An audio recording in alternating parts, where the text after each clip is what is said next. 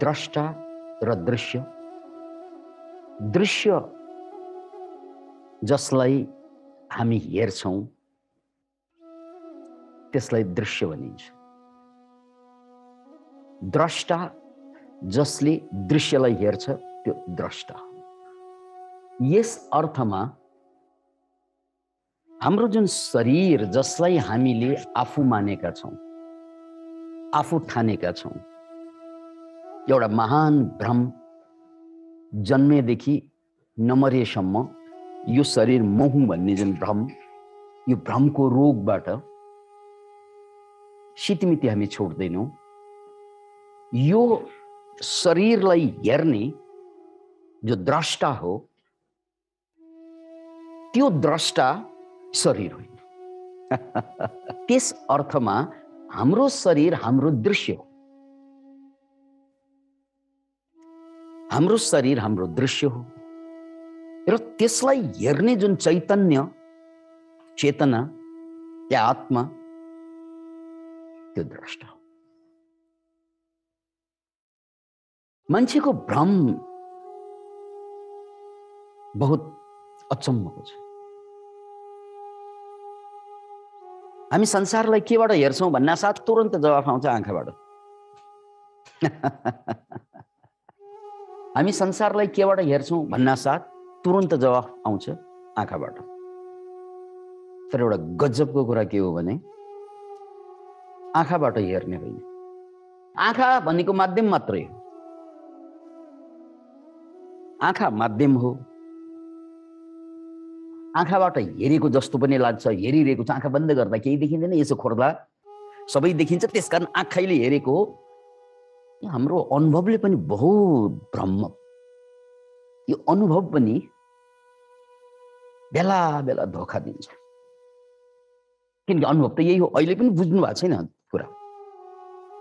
किनकि आँखा बन्द गर्दा केही देखिँदैन, आँखा खोल्दा सबै देखिन्छ, त्यसकारण हेर्ने आँखाले हो। होइन, आँखाले हेर्ने हो भने, आँखाले हेर्ने हो भने, आँखा नखोलिकन देख्न नसक्ने हो भने सुत्न जाँदा त आँखा खोलेर सुत्दैनौँ हामी। तर त्यो बेला सपना देख्छौँ। भाइ आँखा त बन्दै छ नि, सपना कसले देख्यो? चाला अब त्यस्तो चीज देखिन्छ जुन खोलेर आँखा नदेखिने चीज पनि गरेर बन्द आँखा देखिन्छ सपना। खोलेर आँखा नभेटिने मान्छेहरू गरेर बन्द आँखा भेटिन्छ सपना। कसले देखेको त्यो सपना? आँखाले हो, किनकि आँखा त बन्दै। त्यसकारण आँखा द्रष्टा होइन, आँखा पनि दृश्य हो। बहुत महत्त्व दिन्छौं हामी आँखालाई, किनकि व्यवहारमा त्यही धोका खान्छौं। त्यो आँखाको महत्त्व व्यावहारिक जगतमा छ, त्यसमा त शंका भएन। तर त्यो आँखा भन्दा पनि महत्त्वपूर्ण कुरा के हो त? द्रष्टा। जसले देख्छ त्यो आँखा होइन। जसले देख्छ त्यो आँखा होइन। जसले देख्छ त्यो चैतन्य हो। त्यसकारण आँखा खोलेर पनि देखिन्छ। खोलेर आँखा देख्दा पनि आँखाले देखेको होइन है, त्यो चैतन्य आँखासँग जोडेर देखेको। त्यो चैतन्य, त्यो चेतना, त्यो आत्मा आँखासँग नजोडेको भए खोलेर आँखा पनि देखिँदैन। त्यसकारण देख्ने आँखा होइन, देख्ने चैतन्य नै हो। त्यसकारण आँखा महत्त्वपूर्ण त लाग्छ व्यावहारिक दुनियाँमा, तर त्योभन्दा महत्त्वपूर्ण कुरा त्यो आँखालाई हेर्ने ताकत, जसलाई द्रष्टा भनिन्छ। अब जिन्दगीभर हामी आँखाको स्याहार गर्छौं। अलिकति चिप्राए पनि, अलिकति आँखा बिजे पनि, चिल्लाए पनि, समस्या भए पनि आँखाको लागि मरिमेट्छौं। तर त्यो आँखा भन्दा महत्त्वपूर्ण, त्यो आँखालाई देख्ने दर्शन जसले दिन्छ त्यो द्रष्टा त कहिले पनि खोज्दैन। त्यो छ भन्ने नै थाहा छैन पहिलो कुरा त। त्यसकारण आँखा पनि दृश्य मात्रै हो, द्रष्टा होइन। अब आँखै त दृश्य हो भने आँखाले देख्ने लोग्ने, आँखाले देख्ने स्वास्नी, आँखाले देख्ने छोरा, आँखाले देख्ने छोरी, आँखाले देख्ने दर्शक, आँखाले देख्ने वक्ता के हो? मात्र दृश्य, मात्र दृश्य। अनि दृश्य म होइन क्या। दृश्य कसरी म हुन्छ? ऊ त्यहाँ मैले रुख देखिरहेको छु, त्यो म हुँ र होइन? यति त बुझिया छ नि। रुख म होइन भने स्वास्नी कसरी मेरो भयो, छोरा कसरी मेरो भयो, छोरी कसरी मेरो भयो? बुद्धले एउटा शब्द प्रयोग गर्नुभएको छ यस अर्थमा, समवृत्ति सत्य। यो समवृत्ति सत्य भनेको व्यावहारिक सत्य मात्रै हो। सत्य त हो तर व्यावहारिक सत्य, यो शाश्वत सत्य होइन। यो व्यावहारिक सत्य, यो व्यावहारिक सत्य भनेको क्षणिक हुन्छ, अहिले छ एकछिनमा हुँदैन। त्यसकारण पत्ता लगाउनु पर्ने सत्य के त? परम सत्य, शाश्वत सत्य, त्यो हो द्रष्टा। जसले देख्छ त्यो को हो? जसलाई देखियो त्यो त चिन्छौँ हामी। अब सारा मोह देखेको कुरामा फँसेछ, दृश्यमा। मैले जे देख्यो, मेरो यो सामान ऊ सबै कुरा बजारमा गएर द्रष्टा त किन्दैन, दृश्य किनेर लिन्छु। सुपर मार्केटमा गएर दृश्यको भारीका भारी बोकेर आउँछु। अनि त्यो दृश्यले त्यो आनन्द, त्यो शान्ति किन दिँदैन त भन्नाले त्यो त दृश्य हो, कसरी दिने? आनन्द, शान्ति, प्रेम, चैन जम्मै द्रष्टामा हुन्छ। हाम्रो ध्यान जम्मै कहाँ छ त? दृश्यमा। ध्यान जम्मै दृश्यमा, आनन्द जति द्रष्टामा। चैतन्यको स्वभाव, चेतनाको स्वभाव, सच्चित आनन्द घन ब्रह्म, उसको स्वभाव आनन्द हो, सहज आनन्द। चेतना सहज रूपमा आनन्दित छ। तर हाम्रो ध्यान चेतनामा छ कि, चेतना भनेको द्रष्टामा छ कि दृश्यमा छ? दृश्यमा छ। एउटा ल्यापटप किन्नु पर्यो, यो पनि दृश्य हो। नयाँ मोबाइल चाहियो, यो के भनेको? यो दृश्य होइन। अब तपाईले बनाउने संसारका सारा कुराहरू, त्यो कुरा नबन्दा तपाईलाई पीडा हुन्छ, त्यो भन्नु परेन। बन्दै जान्छ, पीडा घट्दैन। यो उमेरसम्म बाँच्दा हिजो नभएका कुरा कतिवटा बढ्दै गयो हेर्नुहोस् त लिस्टमा। हिजो मेरो नभएका कुराहरू आज के मेरो भइसक्यो। धेरै कुरा मेरो भयो नि। 5 वर्ष अगाडि नभएका कुरा आज धेरै कुरा भइसक्यो। 1 वर्ष अगाडि नभएका कुरा भइसक्यो। यानी दृश्य धेरै बनायौँ हामीले। तैपनि सुख किन आएन, शान्ति किन आएन भन्नाले त्यो दृश्य हो क्या। त्यहाँ शान्ति हुँदैन, त्यहाँ सुख हुँदैन, त्यहाँ चैन हुँदैन। एउटा कप छ, यो भनौँ न, यो त दृश्य हो नि मेरो लागि। यो कप हो, कपमा आनन्द कहाँ हुन्छ? यो टिस्यु हो, टिस्युमा आनन्द कहाँ हुन्छ? यो त नाक पुछेर फाल्ने चिज हो, यसमा आनन्द कहाँ हुन्छ? यति त बुझ्नुहुन्छ होला। परिवार पनि त्यही हो, दृश्य हो त्यो। त्यसकारण तपाईँ बिहे गरेदेखि नमरेसम्म हेर्नुहोस्, त्यो सुखको झल्कोमल्को कहिले कहिले पाए जस्तो हुन्छ। तर सारा जीवन कन्फ्युजन, व्यथा र पीडामा नै सकिरहेको हुन्छ। अब परिवार गलत र ठिक भन्न खोजेको होइन, फेरि भन्न खोजेको हामी दृश्यमा फस्यौँ। मैले अघि भने नि, आँखाले देख्दैन, देख्ने त चैतन्य हो। देख्ने चैतन्य हो, तर हामीलाई भ्रम आँखाले देखेको हुन्छ। त्यस्तै हामी सबैको भ्रम के त? संसारबाट सुख आउँछ भन्ने भ्रम छ। संसार त दृश्य हो, कसरी सुख आउँछ? यो कागजले कसरी सुख दिन्छ मलाई? दिँदैन। दिए जस्तो भ्रम गर्न सक्छ तर दिँदैन, किनकि त्यसको स्वभाव सुख होइन क्या। यो त तातो बरफ खोजिए जस्तो क्या। संसारमा सुख खोज्नु र तातो आइसक्रिम खानु खोज्नु उस्तो। तातो आइसक्रिम पाइन्छ? तातो भयो भने के को आइसक्रिम?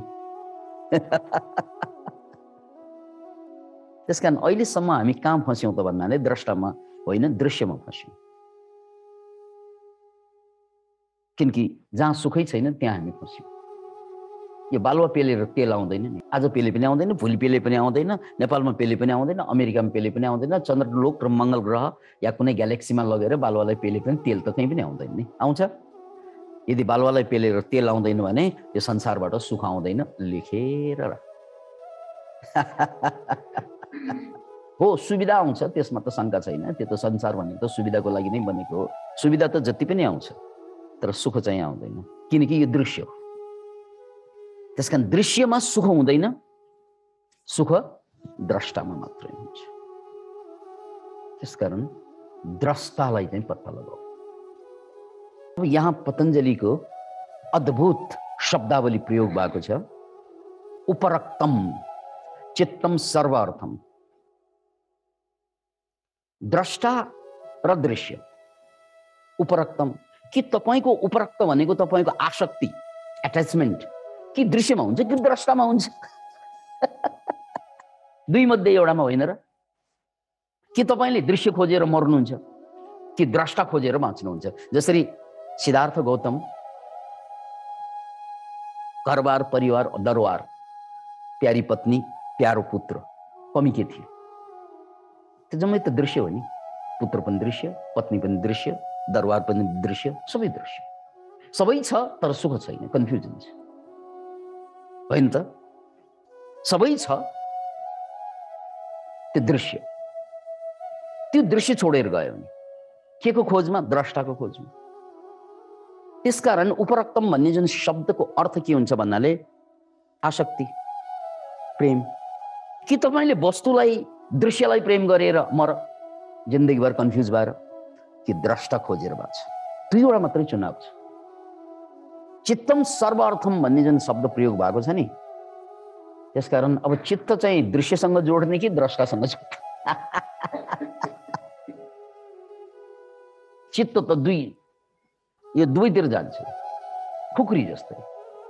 खुकुरीले हत्या पनि गर्छ, रक्षा पनि गर्छ। खुकुरीको काम दुवै हो नि, होइन र? यसले हत्या पनि गर्छ, यसले रक्षा पनि गर्छ। अब हत्या गर्ने कि रक्षा गर्ने भन्ने कुरा त द्रष्टाको चुनाव हो। खुकुरीले न हत्या गर्छु भन्छ, न रक्षा गर्छु भन्छ। खुकुरी त तटस्थ छ, किनकि खुकुरी के हो? दृश्य मात्र। अब द्रष्टाले त्यसलाई प्रयोग गर्ने हो हत्या गर्नको लागि अथवा रक्षा गर्नको लागि। त्यस्तै हाम्रो जिन्दगी पनि त्यही खुकुरी हो।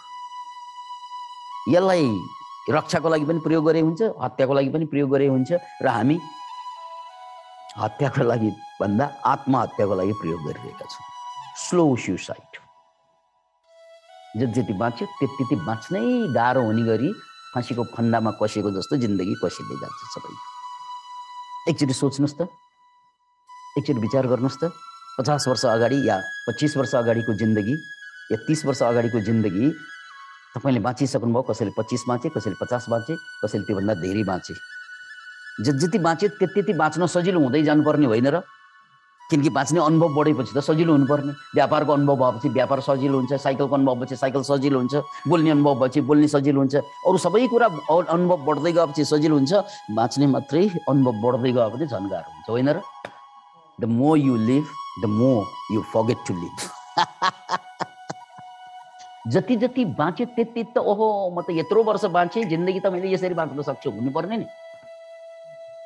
तर कुरो त उल्टो पर्यो, जति बढी बाँच्यो त्यति बुझि नसक्नु हुँदै जाने जिन्दगी। यस्तो किन भएको भन्ने यहाँ पतञ्जलि भन्दैछन्।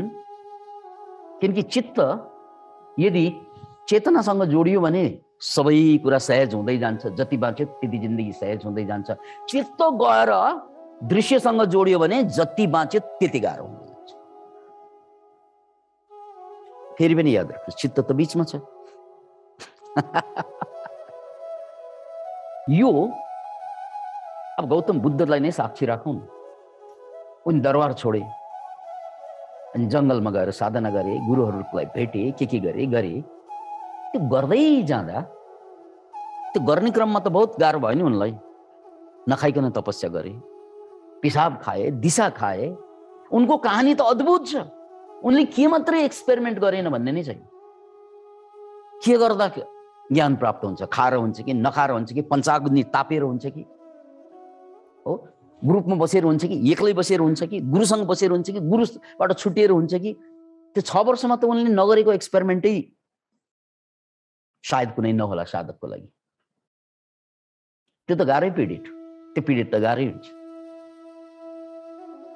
तर जब बोध भयो ज्ञानको बोध भयो, त्यसपछि जति जति बाँच्यो त्यति जिन्दगी सजिलो हुँदैन। त्योभन्दा अगाडिको जिन्दगी जति जति बाँच्यो त्यति कसिँदै जाँदो रहेछ। दृष्टि दृश्य उपरक्तम चित्तम सर्वार्थम। चित्तम सर्वार्थम भनेको चित्तले त सबै अर्थलाई चाहिँ बाटो खोलिदिन्छ। संसार भोग्ने अर्थ या मुक्ति प्राप्त गर्ने अर्थ, यो दुवै अर्थ। भोग पनि अर्थ हो, योग पनि अर्थ। चित्तलाई तपाईँले भोग खोज्ने भन्यो भने उसले भोगै मात्रै खोज्न लाउँछ होइन। अब योग खोज्ने, परमात्मासँगको जोड खोज्ने भन्यो भने त्यतातिर लाउँछ। यसरी हेर्दा त सबै मान्छे बुद्ध पुरुष हुनुपर्ने होइन। संसारमा आइसकेपछि बुद्धिमान मान्छे यो संसारले चाहिँ सुख दिँदैन भन्ने सबैलाई थाहा नै छ, सबैले भोगेकै हो, अनुभव पनि छ। त्यो अनुसार ल सरी है, यो गल्ती भयो, बिहे गऱ्यौँ, बच्चा जन्मायो, त्यही केही नहुने रहेछ भनेर खुरुखुरु साधना गर्छ। कहाँ गर्नु, अझ बच्चाले पुगेन नाता नातिनी खोइ भनेर खोजिरहन्छ। ए मूर्ख, छोराछोरीले नै सिद्ध्याइसक्यो सुख, अब नाता नातिनी थप्नु पर्यो उसलाई। ओहो, छोराछोरी बाटो पुगेन उसलाई, अब नाता नातिनी रे अझ अर्को दृश्य खोज्दैछ उसले। ए पागल मन, तँलाई के भएको भन्। किन मान्छेले एउटा घर सम्हाल्न सकेको छैन, त्यसबाट सुख आइरहेछन्, अर्को घर खोजिरहेको हुन्छ। एउटा कारले उसलाई सुख दिएको छैन, अर्को कार खोजिरहेको हुन्छ। एउटा स्वास्नी खुसी पार्न सकेको छैन, अर्को तेरो आँखा सन्काइरहेको हुन्छ। के हो यो?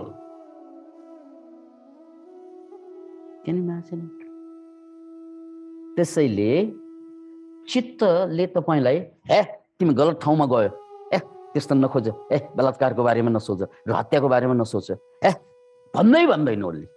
बलात्कार गर्ने भनेपछि यसो तरिका आइडिया दिन्छ उसले उल्टो। ए यहाँ जाऊ यसो गर। हत्या गर्ने यसो गर, यसो आइडिया दिन्छ उसले। तपाईँले जिन्दगीभर जे जति पाप गर्न खोज्नु भएको छ नि, मनले आएर चित्तले आएर चाहिँ नगर भन्दैन।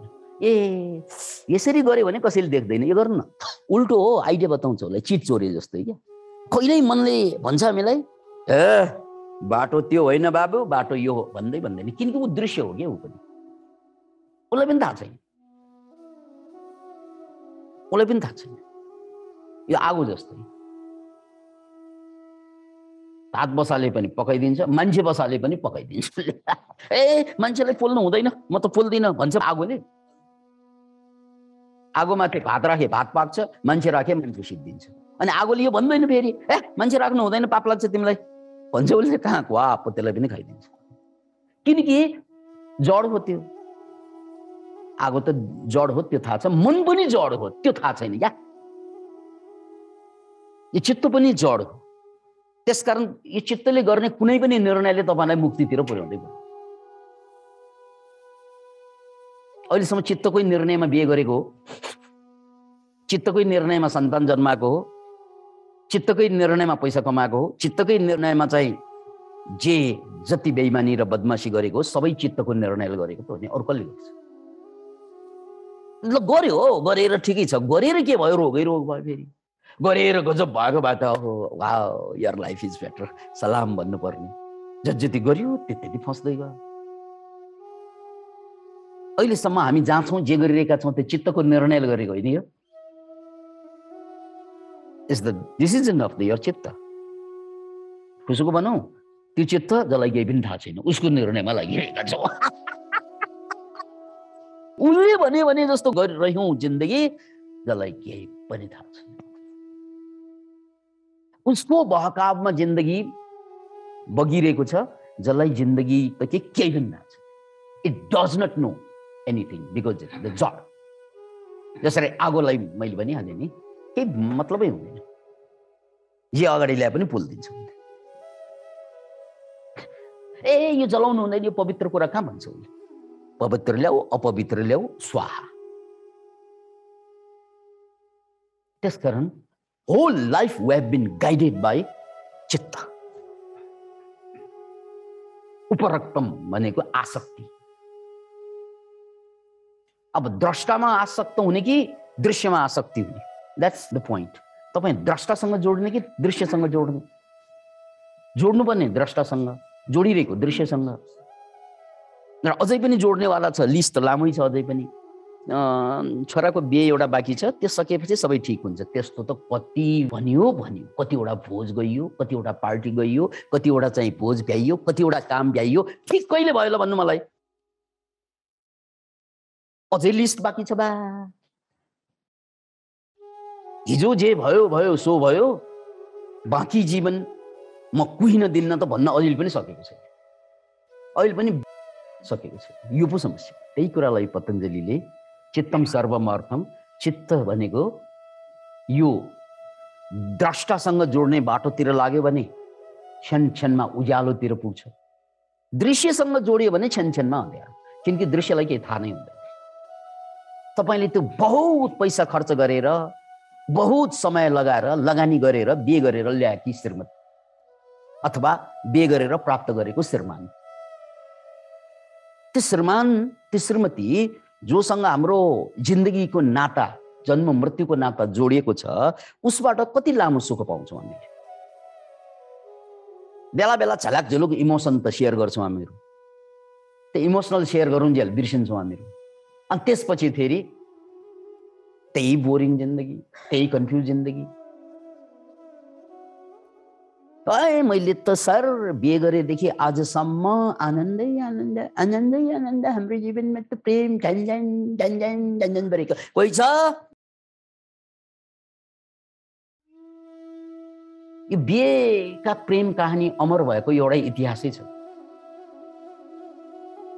यस्तो जोडी, आहा अद्भुत जोडी, यिनीहरूको जोडी, आहा दिनानुदिन गजब, दिनानुदिन गजब। यो आदर्श पात्र एउटै छ, धरतीभरि नै छैन, इतिहासभरि नै छैन। सामान्य मान्छेको कुरा गरे, बरु अमर पात्र, प्रेमका अमर पात्रहरू को त भन्नाले लैला मज्नु, यिनीहरू आदर्श जोडी। को त भन्नाले रोमियो जुलियट पश्चिमतिर, लैला मज्नु यतातिर, हीर राजा श्री फरहाद यतातिर। यो नाम लिनुहोस् न, नेपालकै कुरा गर्दा मुना मदन नै भनौँ, यिनीहरूलाई हामीले आदर्श प्रेमका जोडी भन्छौँ। किन भन्नाले उनीहरू बाँच्नै सकेनन् क्या, सबै मरे। लैला मज्नुले बिहे गर्न पाएन, श्री फरहाद, हीर राजा, मुना मदन त बिहेकै जोडी हो तर मरि नि। त बाँचेर प्रेमलाई सिद्ध गर्न कसरी हुन्छ? Can you imagine? त्यसैले हिन्दी फिल्म अक्सर कस्तो हुन्छ, सुरुमा एउटा केटा एउटा केटी बिचमा भिलेन, बहुत पुरुषार्थ गरेर त्यो भिलेनलाई हटाएर बिहे गर्छ। बिहे गरेपछि फिल्म सकिन्छ, किनकि त्यसपछि प्रेम समाप्त हुन्छ। त्यहाँभन्दा अगाडि फिल्म जाँदै जाँदैन। अब रमाइलो हुँदैन त्यहाँभन्दा अगाडि, रमाइलो नभएपछि मान्छे दर्शक हलमा आउँदैन। ट्याङ्ग बिहे गराइदिनु, च्वाट काटिदिनु, सक्यो। त्यसपछि खेल खत्तम, पैसा हजम। त्यो किन भएको त भन्नाले हामी बिहेपछि दृश्यसँग जोड्छौँ, द्रष्टासँग जोड्छौँ। बिहे गर्नु नगर्नुसँग त मतलबै होइन। बिहे गरेकाहरू पनि पीडित हुन्छन्, नगरेका पनि पीडित हुन्छन्। सवाल बिहे गर्नु, सवाल बिहे नगर्नु। के गर्दा सुखी हुन्छ? दुवै गर्दा दुखी हुन्छ। गरे पनि दुखी हुन्छ, नगरे पनि दुखी हुन्छ, किनकि जोडिने कोसँग। दृश्यसँग जोडिन्जाल बिहे गरे पनि दुखी, नगरे पनि दुखी। दृश्यसँग जोडिन्जाल पैसा कमाए पनि दुखी, नकमाए पनि दुखी। बिहे, पैसा, पद, प्रतिष्ठा, शिक्षा, यो जति पनि कुराहरू छन् नि बाहिरबाट आउने, ती कुराले केही पनि फरकै पार्दैन। केही पनि फरक पर्दैन, किनकि त्यो जम्मै दृश्य हो। यसको मतलब त्यो चाहिँदैन होइन।